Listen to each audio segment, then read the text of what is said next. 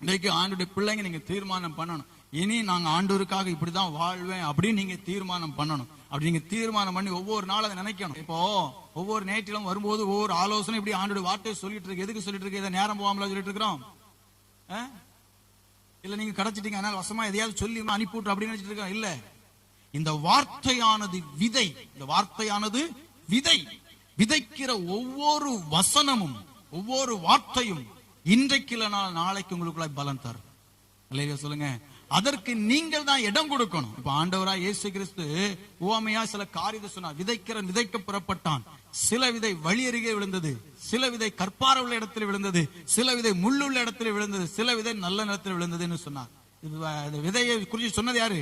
இயேசு சொன்னார். விதை தேவனுடைய வசனம். தேவனுடைய வசனம் ஆண்டோட வார்த்தை இப்ப அங்க பிரசங்கிக்கப்படுது, சுவிசேஷம் சொல்லப்படுது. இப்ப இந்த சுவிசேஷம் எங்கெல்லாம் விழுந்துச்சான்? வழி அருகே விழுந்துச்சு, கற்பார உள்ள இடத்துல விழுந்துச்சு, முள்ளுள்ள இடத்துல விழுந்துச்சு, நல்ல நிலத்தில் உள்ள இடத்துல விழுந்துச்சு. இப்ப எல்லாத்துக்கும் ஒரு விளக்கத்தை ஆண்டவர் வச்சிருக்கிறார். வழி அருகே விழுந்த விதையானது வசனத்தை கேட்டு அதை தன் இருதயத்துல வைத்து பாதுகாக்கல. இருதயத்துல வச்சு என்ன செய்யல? பாதுகாக்கல. அதனால பறவைகள் வந்து அதை பச்சித்து போட்டது. பறவை யாரு? சாத்தான். இப்ப ஒரு வசனம் இப்ப உங்களுக்கு சொல்லப்பட்டிருக்கு. இந்த வார்த்தைகளை சொல்றோம், நீங்க வார்த்தையை கேட்கறீங்க. இதை உங்க இருதயத்துல பதிச்சு வச்சிருக்கணும். என்ன செய்யணும்? பதிச்சு வச்சிருக்கணும். பேங்க்ல போய் 10,000 ரூபாய் நீங்க ஏடிஎம்ல எடுத்து வரும்போது எப்படி பந்திஸ்தா கொண்டு வரீங்க? கூட கூட்டு போற ஆளே நம்ப மாட்டாங்க. அல்லேலூயா. அவ்வளவு சேஃபா நம்ம கொண்டு வர்றோம். அப்ப அதுக்கு இருக்கிற முக்கியத்துவம். ஆனா ஆண்டோட வசனத்துக்கு அதை இருதயத்துல பதிச்சு வச்சிருங்க. ஆண்டவர் என்ன சொன்னாரு? ஆண்டவர் வார்த்தை இப்படி பேசிட்டு நேற்றிலும் இந்த வார்த்தை உபதேசம் சொல்லப்பட்டுச்சு, இந்த வசனம் சொல்லப்பட்டுச்சு. இதை நம்ம ஒவ்வொரு நாளும் சிந்தையில செய்யணும், நினைக்கணும். அப்ப இந்த நினைவு அவரிடத்துல இல்லாதனாலே அது இருக்குது. ஆனா சத்துருவானவன் அதை அவங்க இருதயத்திலிருந்து எடுத்து போட்டதுனால அவங்க வாழ்க்கையில மாற்றத்துக்கு எதுவா அந்த வசனம் கிரியை செய்யல. அதனால வருவாங்க, இருப்பாங்க, போவாங்க. அப்படியேதான். அதை வந்து எந்த லிஸ்ட்ல வைக்க முடியாது. அல்லேலூயா. இரண்டாவது சொன்னார் கற்பாறை மேல விழுந்த விதை. இது கற்பாறை மேல விழுந்த. கற்பாறை அப்படின்னு சொன்னா பாறை, கல்லு, அந்த மாதிரி இடங்கள்ல விழுந்துச்சு. இது வசனத்தை கேட்ட உடனே இதுக்கு ஒரு எழுப்புதல். உடனே ஆவுன்னு உற்சாகமா எழுப்பிட்டான். இனி ஆண்டவர் தான், தெய்வம் ஆண்டவருக்கா நிற்போம் அப்படின்னு சொல்லி அப்படியே வைராக்கியமா உடனே முளைச்சு. ஏன்னா அது வசனம் சொல்லும் போது அதுல அதிக வேர் விட முடியாது. மணல் கிடையாது. பாறையில என்ன இருக்கு? மண்ணுண்டான கிடையாது, இருக்கு. அப்ப அது வளர்ந்தது கொஞ்ச நாள். வெயில் ஏறின போது என்ன ஏறிட்டான்? வெயில் வந்த போது. அப்ப அந்த வெயில் எதற்கு சொல்றாரு ஆண்டவர்? வசனத்தின்படி உபத்திரம் வந்த போது. உபத்திரம் வருமா? எல்லாருக்கும் உபத்திரம் உண்டு. ஆண்டுடைய பிள்ளைகளுக்கும் உபத்திரம் உண்டு. அல்லேலூயா. வசனம் சொல்லுது வசனத்தின்படி உபத்திரம் வந்த உடனே கொஞ்ச நாள் தான் நின்னா. அதுக்கு பிற்பாடு நிற்க முடியல. அதுக்கு பிற்பாடு இனி இந்த ஜெப கூட்டம் வேண்டாம், இனி நம்ம கூட்டத்துக்கு போவாண்டாம், இனி நம்ம பைபிள் படிக்காண்டாம், இனி ஜெபம் பண்ணாண்டாம். அந்த கூட்டத்துக்கு போய் என்னத்தை கண்டுட்டு, என்ன நடந்துச்சு, என்ன மாற்றம் வந்துச்சு, எதுக்கு போகணும், சும்மா வேலைன்னு சொல்லி இல்லாம அங்க போய் நேரத்தை செலவழிக்காம அப்படி இருக்கும். அல்லேலூயா. எதனால வந்துச்சு? வேறு இல்ல. என்ன இல்ல? வேறு இல்ல, உறுதி இல்ல, சோதனையை சகிக்கிற பலன் இல்ல. பலன் இருக்கணும். ஆண்டுடைய பிள்ளைகளுக்கு பலன் வேணும், வேர் இருக்கணும், ஆழமான விசுவாசம் இருக்கணும்.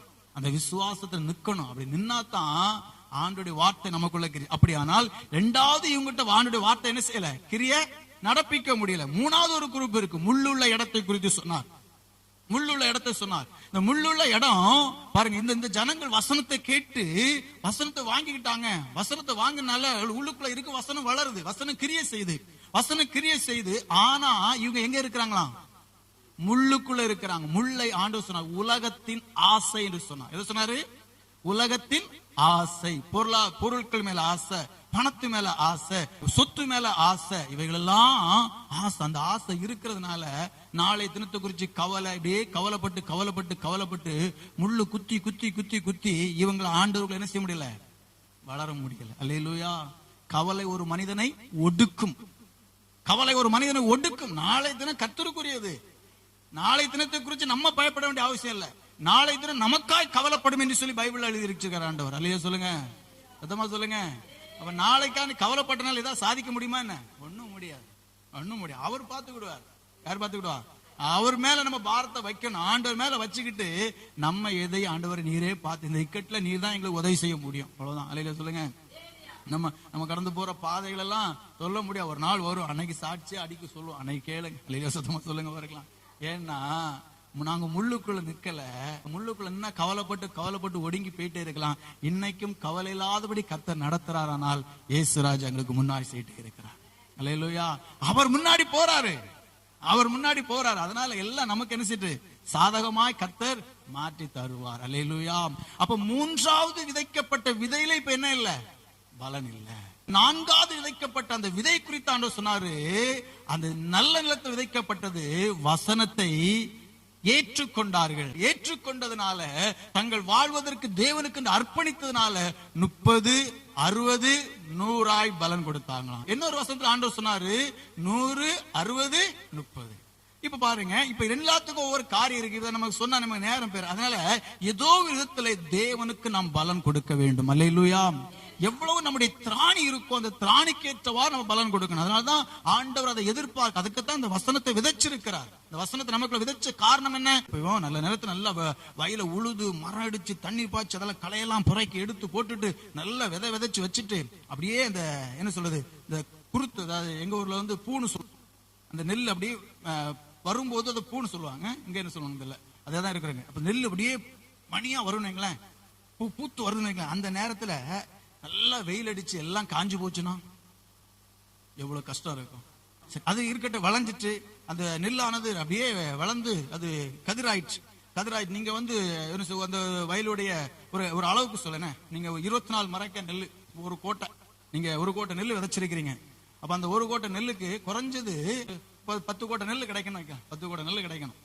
இப்போ அது கிடைக்காம நேர் பாதியா இல்ல 3/4 பங்கு குறைஞ்சிட்டுனா எவ்வளவு மனசு கஷ்டம் இருக்கும். அல்லேலூயா சொல்லுங்க, அல்லேலூயா. ஆனா அதையும் நம்ம ஏற்றுக்கொண்டு போகத்தான்.